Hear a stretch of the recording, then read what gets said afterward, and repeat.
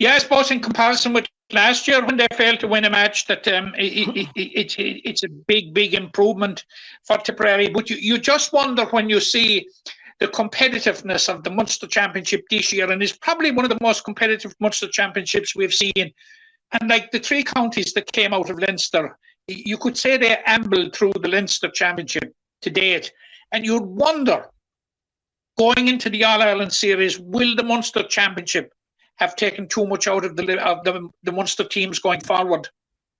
Well, to be honest, if I'm honest with you, Matt, I think the team who probably loses the Munster final could be in a bit of bother, on the next day. They would really want to be on the money, have done their recovery right, I suppose, physically and mentally, I suppose, after that, going into that quarter final, because they will be set up for the fall. They've had 6 weeks there of really intense hurling, probably huge relief to be either third or in the Munster, to come out as first or second and into a Munster final. And then I suppose, depending on the result of that, you could have to pick yourself right back up again and face into a team who probably has had a couple of games to fine-tune themselves and maybe look at it a different way, So I think the Munster finalists could be a bit of a bother this year. I'd say the team who wins the Munster final will be delighted with the break into a semi-final, as opposed to other years where maybe we were talking about the 5 and 6 week break being a huge hindrance to the provincial winners, like in Munster. I think that they'll be delighted with the break and really happy to be in a semi-final and watching the rest of it play out. Paul, I suppose from a Clare perspective, going into the Munster final, all of last week, they would have been of the mindset that it was a Tipperary Clare Munster final. I suppose the last ones they wanted to see rocked out against them on Munster final day was Limerick. Yeah, I don't know. Would it be that? I don't know. Is that the angle, maybe, Matt? They probably were expecting maybe if they met Limerick again, it might be way down the line, But I just think probably the last week they were probably preparing for a tip. Probably had been looking at the tip game on Sunday, maybe tuned into that more so than Cork and Limerick in the Gaelic grounds.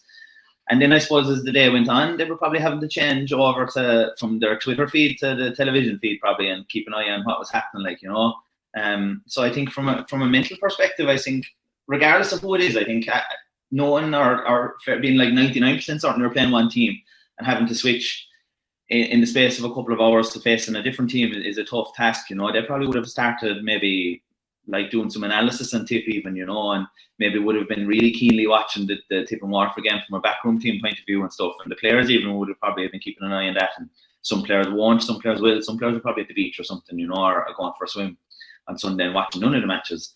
But I think regardless of how good you are at switching off, you probably would have been thinking that it was tip and focused in on that for the Munster final.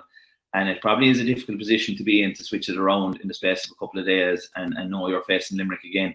Probably have to revisit their game in the Gaelic grounds and look at that and what worked well and what they can improve on, and maybe look at Limerick's shot count, which was high even though they had wides. The shot count for Limerick was really high that day, and had they hit over some of those wides, it would have improved. So I suppose it is a difficult mental task, I think, to switch from where they were to where they have to be now in 2 weeks' time.